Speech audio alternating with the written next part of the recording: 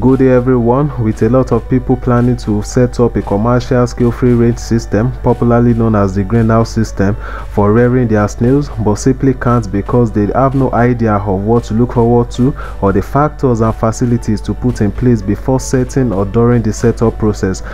Don't worry, that's why I'll be using the case study of this farm that is set up in an urban area. You'll be learning the factors to consider and the facilities to put in place if you are setting up a commercial scale greenhouse system or the free range system. So if you are new to the channel, remember to like the video, subscribe to the channel. I'll also hit the bell icon to stay notified once I release quality videos on the channel. Without wasting much of our time, let's go.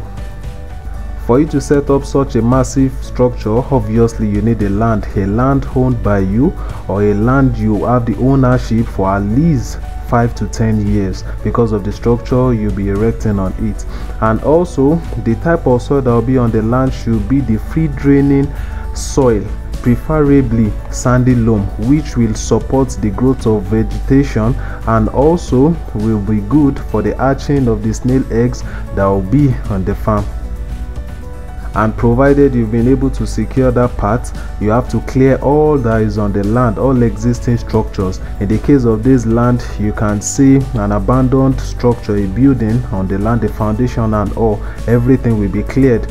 And the fact that this land has been used initially to cultivate crops with the ridges on the land is a good indication that the soil is fertile and is loose enough to support the project you are about to start on the land. Before you start the project, you need a reliable water source that can sustainably supply pure and fresh water for the construction process, and most importantly the management of the farm, because you need water day in day out for watering the plants and also the snails.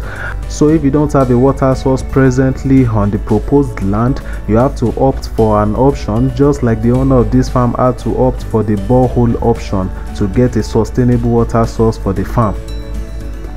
Also, before or during the setup process, you need to have some level of farm security on the farm, and this can simply be achieved by fencing the proposed land for the project. In this case, we fenced before even starting any major works on the land.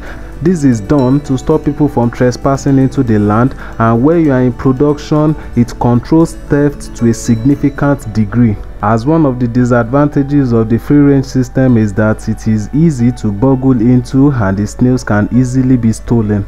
With the water source checked, the fencing checked, and also the farm accommodation under construction, we can commence the setup process fully. And details to how to set up the greenhouse can be gotten in one of the videos I uploaded previously. I'll be leaving the link in the description box below. So let's continue with this video in order not to waste our time. Alright, so while setting up the free range system stroke greenhouse, we need to destump, remove all the stumps in the land, and also remove any existing structure. Remember, this land had initial structures on it, so they have to remove.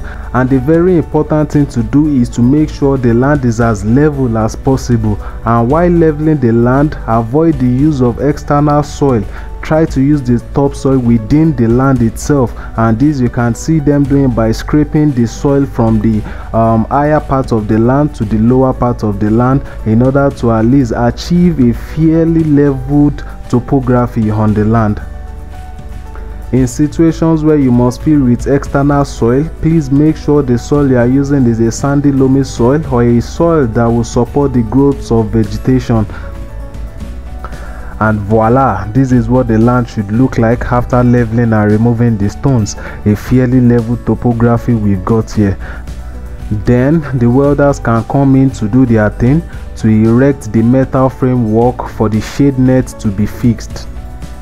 For a farm this big, you need to construct multiple walkways. The walkways enable you walk around the farm without compacting the soil, crushing eggs, and also crushing hatchlings within the farm. So you need to construct multiple walkways within the farm in order to carry out the day-to-day management on the farm easily and stress-free. With the walkway successfully constructed, you can move on to set up the water system on the farm. The irrigation system helps you water the plants and the snails efficiently on such a large farm. Then you can move on to the last major phase, which is establishing the vegetation. This is a whole video on its own. I've released a video on that in the past. I will also be giving out the link in the description box below, so you can do well to click on it and also view to have a comprehensive knowledge on how to establish the vegetation in the free range system or the snail greenhouse. So now I think you have an idea of what to look forward to, things to put in place when you want to set up a commercial scale free range of your own. Remember to like the video, subscribe to the channel, and hit the bell icon to stay notified once I release quality videos on the channel. Till next time, peace.